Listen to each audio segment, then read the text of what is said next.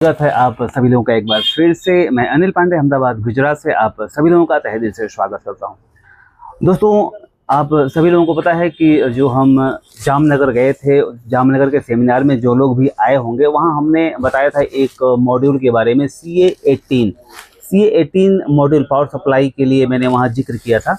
और इस मॉड्यूल के बारे में आपको बताना चाहूँगा। आज देखेंगे यहाँ पे माफ़ी चाहूँगा, CK18 है इसका नंबर। और देखें, ये मॉड्यूल इस तरह से बनाया हुआ है कि सिर्फ 3 वायर, ग्राउंड, फीडबैक और ड्रेन, 3 वायर के कनेक्शन से आप पावर सप्लाई को ओके कर सकते हैं। और ख़ास करके ये मॉड्यूल वहाँ काम करता है, हालांकि हर जगह काम करेगा, लेकिन सबसे स्पेशल तरीके से ये उस जगह काम करता है जिस पावर सप्लाई में ऑक्सिलरी सप्लाई नहीं होती है। कई ऐसी पावर सप्लाई आती हैं जिसमें ऑक्सिलरी सप्लाई नहीं होती है, सिर्फ 2 ही ट्रांसफार्मर की बाइंडिंग में 2 ही टर्मिनल होते हैं, वहाँ पे ये काम करता है। तो चलें, आज दिखाऊंगा मैं कि ये जो मॉड्यूल आप CK18 देख रहे हैं, सिर्फ 3 वायर आपको कनेक्ट करना है, ग्राउंड, फीडबैक और ड्रेन। अब यहाँ पे मैं कनेक्शन के बारे में बता दूं, जो ये D लिखा है, ये ड्रेन टर्मिनल से कनेक्ट करना है, मॉसफेट के ड्रेन से, जो ट्रांसफार्मर से बाइंडिंग से हो करके कनेक्शन आता है। और उसके बाद ये फीडबैक ऑप्टो कपलर के पिन नंबर 4 पे लगाना है। और ग्राउंड को आपको लगाना है फ्लोटिंग ग्राउंड में, ध्यान रखें, नॉर्मल ग्राउंड में नहीं बल्कि फ्लोटिंग ग्राउंड में लगाना है। और ध्यान रखें, ऑप्टो कपलर का जो पिन नंबर 3 है, ऑप्टो कपलर का पिन नंबर 3 ग्राउंड होना चाहिए, तो वहाँ पे आप इसको लगा सकते हैं। अगर ऑप्टो कपलर का पिन नंबर 3 ग्राउंड नहीं है तो उसे ग्राउंड कर दें, और पिन नंबर 4 पे आप फीडबैक दे देंगे, फ्लोटिंग ग्राउंड से ग्राउंड कनेक्ट कर देंगे, और ड्रेन टर्मिनल से ड्रेन को कनेक्ट कर देंगे, और आपकी पावर सप्लाई ओके हो जाएगी। तो क्या सच में ये काम करता है? आइए देखते हैं प्रैक्टिकल में कि ये मॉड्यूल किस तरह से काम करता है और कैसे इसको इंस्टॉल करते हैं। चलें, मैं प्रैक्टिकल करके दिखाना चाहूँगा। आइए, तो देखें, ये पावर सप्लाई है और ये पावर सप्लाई ख़राब है। मैं इसके आउटपुट में आपको दिखाना चाहूँगा। यहाँ देखें, आउटपुट में कोई वोल्टेज प्राप्त नहीं हो रहा है, जबकि इसके कैपेसिटर पे 300 वोल्टेज मिल रहा है। देखें आप, 311 वोल्टेज कैपेसिटर पे मिल रहा है, लेकिन आउटपुट पे हमें वोल्टेज प्राप्त नहीं हो रहा है।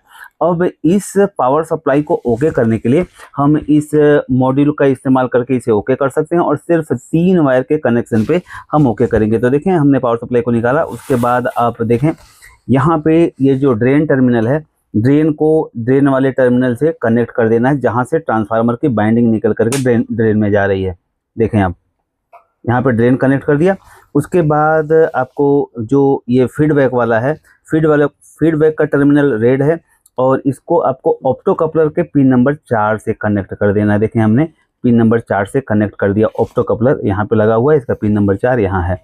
और साथ में अब मैं बात करूँगा इस ग्राउंड वायर का। तो ग्राउंड को फ्लोटिंग ग्राउंड, कैपेसिटर के ग्राउंड पे आप इसे कनेक्ट कर सकते हैं, जिसे हम कहते हैं फ्लोटिंग ग्राउंड। ध्यान रखें, इसे नॉर्मल ग्राउंड से कनेक्ट नहीं करना है, क्योंकि पावर सप्लाई का फ्लोटिंग ग्राउंड में इसे कनेक्ट करना है। यहाँ पे फ्लोटिंग ग्राउंड हम देख पा रहे हैं, यहाँ पे है, तो हमने इसे फ्लोटिंग ग्राउंड में लगा दिया। देखें आप, ये जो ब्राउन कलर का वायर है, इसे हम फ्लोटिंग ग्राउंड में लगा दिए।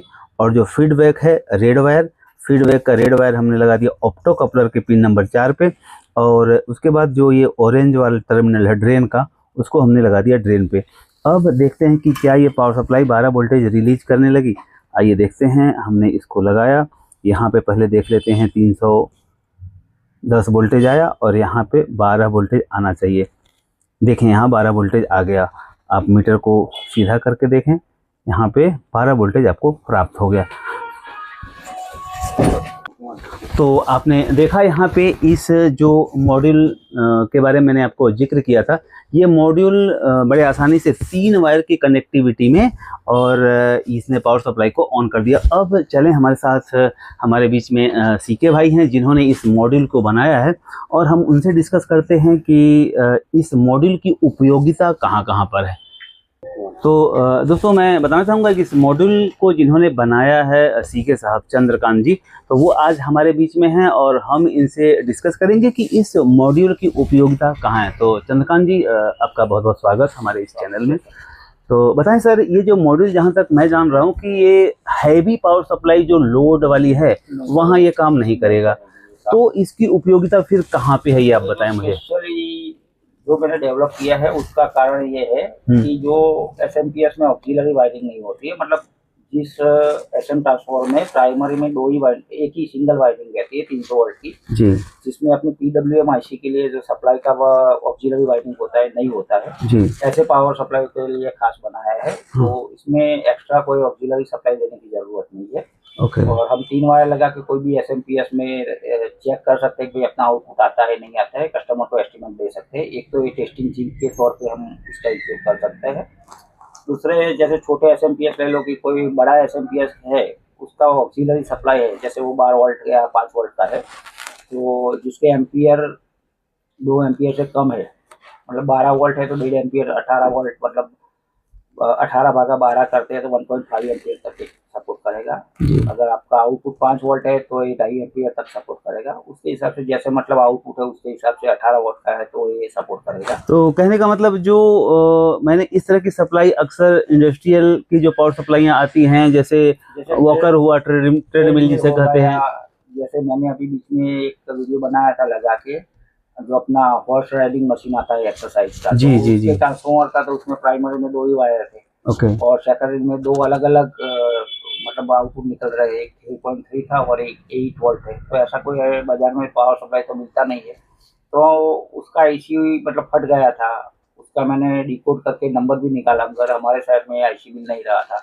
तो फिर मेरे को विचार आया कि ऐसा क्यों नहीं बना है, तो इसलिए बनाया है खास तौर से जिसमें प्राइमरी में ऑक्सिलरी वायरिंग नहीं हुए। तो 3 वायर आप लगाओगे तो आपका पावर सप्लाई चालू हो जाएगा। ओके ओके, जहाँ पे मतलब जो सेकेंडरी और प्राइमरी के बीच में जो जिसमें ऑक्सिलरी सप्लाई नहीं होती है, अक्सर ये बड़ी बड़ी मशीनों में इस तरह की पावर सप्लाई देखने को मिलती है कि जो है ऑक्सिलरी नहीं होती है और फिर वहाँ पे होती है, उसमें ऑक्सिलरी होती है ना, हाँ, तो वो ऑक्सिलरी सप्लाई क्या करती है कि मेन सीपीयू को ऑन करती है, मेन सीपीयू से उसको सिग्नल मिलेगा तब जाके मेन पावर सप्लाई। ओके, जहाँ पे लोड ज्यादा नहीं होता है, ज्यादा एम्पियर का लोड नहीं होता है, वहाँ पे ये काम में ज्यादा लोड नहीं है, वहाँ पे काम करते हैं। अक्सर वो सप्लाईयाँ बहुत महंगी भी आती हैं।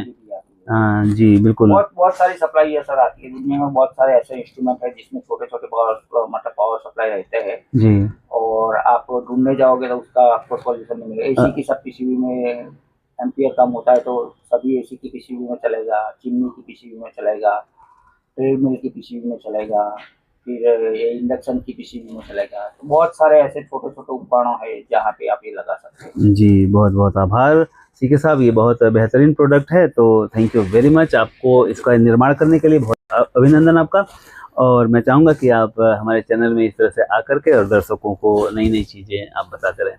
थैंक यू, प्रणाम।